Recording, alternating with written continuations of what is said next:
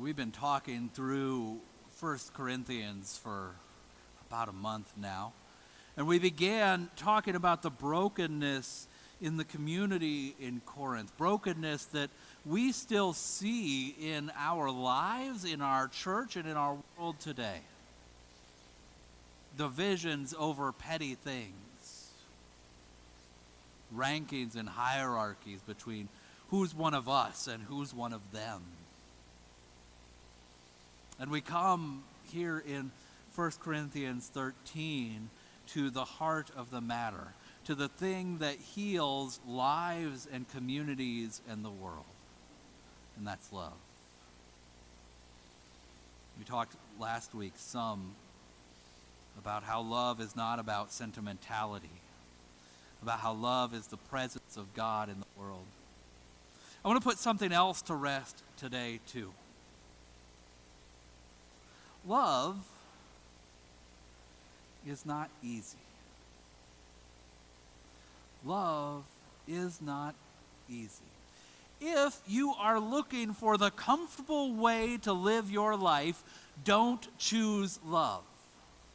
If you are looking to remain the same and to never change, don't choose love.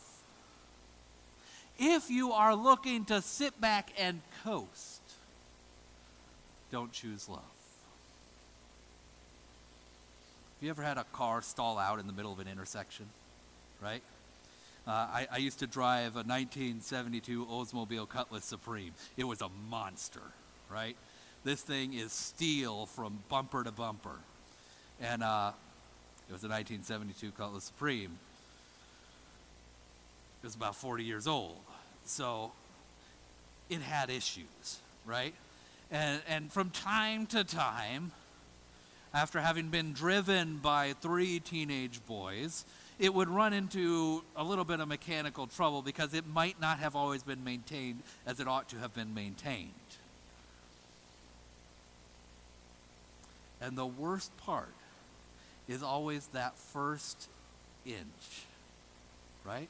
When the car stalls and you got to get it moving and you got people lined up along the back bumper and they're pushing. The worst part is that first inch. And once you get it, that first inch, it starts to catch momentum and it starts to roll and it starts to go. And then once it's really moving, you better hope the brakes work because you're not going to stop it. Right? Momentum is a powerful thing. Momentum is that energy behind a thing. Without it, it's hard to get it rolling. And once it's going with momentum, it's hard to stop it and go in the other direction. And let me be clear, the momentum of the world is not in the direction of love. The momentum of the world is in the direction of hatred and divisions. The momentum of the world is in the direction of envy and pettiness and resentfulness. Kind of the opposite of 1 Corinthians 13. Which means that if we want our lives to head in the direction of love, if we want our community to move in the direction of love, we have to push against the momentum. We have to roll the ball uphill, not downhill. People talk about Texas being flat, right? And I grew up in East Tennessee. My brother, we lived in Iowa first, and he moved from Iowa to North Texas where he went to college. And when he came home to East Tennessee after we had moved there, he did not want to drive on our roads because he was not used to the hills because Texas is flat. I thought Texas was flat until I started running. And then you start to notice, right, Reggie? The little downhills and the little uphills become that much more important. Because it's easy to go downhill with the momentum and it's hard to go uphill, to cut against the grain.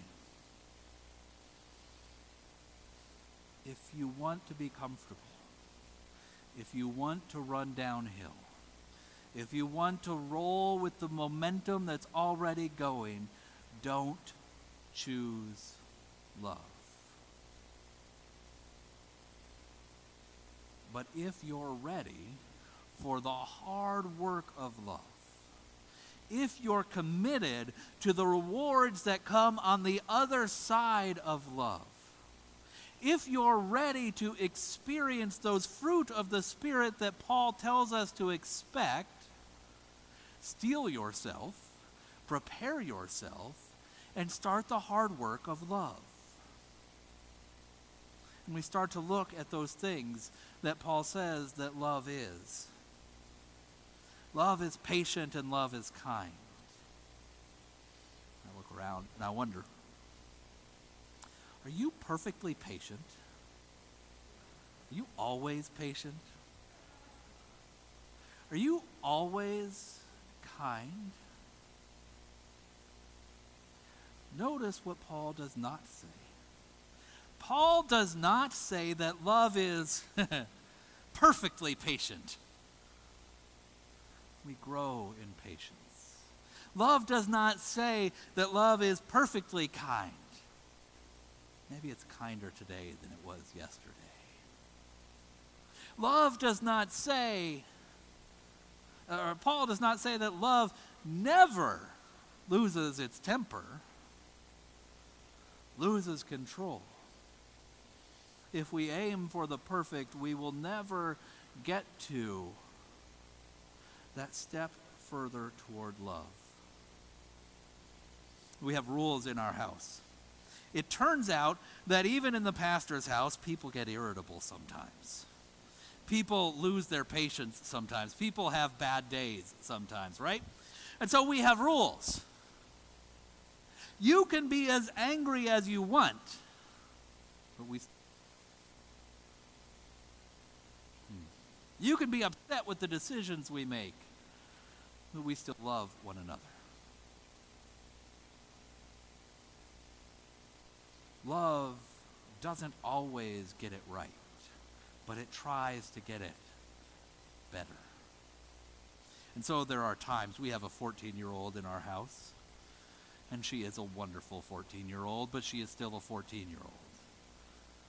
And there are times where she will be unhappy with the decisions that we make, and she will begin to head upstairs in that sort of mood that only a 14-year-old can have.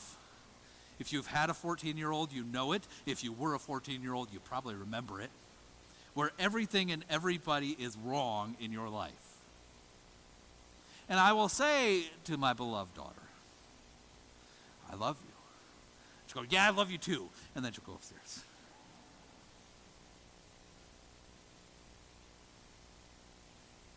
Because sometimes that's love too. Knowing that Paul calls us to not be irritable, but I had a bad day. And Paul calls us to not be resentful, but gosh, I'm having a hard time getting over that thing that somebody did. So we work. We do the hard work of love. We strive toward love, especially in those moments when it seems hardest for us to do it. When we would rather set it aside and go in the other direction with the momentum of the world. We begrudgingly admit, I'm angry, but you are somebody I love. I've had a bad day, but that's not your fault. I want to hold a grudge, but God calls me to something better. And we do the hard work. And we remember that love is patient and love is kind. Love is not irritable or resentful. Love does not hold a grudge. And we live for that day. We get toward that day because we remember what love is. Hopefully by now you can remember with me that God is love. And we know that God is here among us, but we also know that there is a day coming when God will be more fully with us. We call it the kingdom of God, the day of the Lord, the return of Christ, all sorts of things that we call it. I'm a big fan of the almost moment. I love the almost moment. When I was a kid, I still am, a sucker for Christmas and birthdays and things like that, right? And you've probably had this moment too. You're waited for Christmas, anticipating Christmas. And I remember the year that it was December 23rd. My parents said, "Why don't you open this gift today?" I jumped a little inside. I got a little bit of Christmas on December 23rd. I knew that there was still more on December 25th. But then on December 23rd, I got that little shot in the arm of Christmas before Christmas. Or those moments on birthdays, and it happens more now that I'm an adult when I don't live with the rest of my family. And so the box will come to my house from my parents or my in-laws or my brothers. And a box will come and it'll say David on the front of it. And it's a week before my birthday, but the box is already here. And so I open it. And in that moment, I get a little bit of my birthday before my birthday. The moment before the moment. I bet you've had those times too, right? That moment before the moment. Whether it's setting up a child's bedroom before they are born, that moment before the moment. Or spending time joyfully celebrating before a wedding with family and friends, the moment before the moment. Getting a peek at your new office before the new job begins, the moment before the moment. We get those too. We call them the inbreaking of the kingdom of God, the moment before the moment. Little presents, little peeks into the kingdom of God that arrives before the kingdom of God arrives. And what those are is when love breaks into the world. When we choose the hard work of love, we are a part of the moment before the moment. We get to give somebody their Christmas present a week before Christmas. The moment before the moment. Every time, we choose love. We show God to the people around us. We allow God's kingdom to break in now before God's kingdom finally arrives in its fullness. The moment before the moment. We get to be a part of that, of bringing God's future kingdom into the right now, transforming this world by choosing simple things like love, kindness, and patience, forgiveness, calmness, right? All those things that are described in 1 Corinthians 13. It's as easy as that. Choose love. And be a part of the moment before the moment. Bring the kingdom of God into your life and the lives of everyone you meet.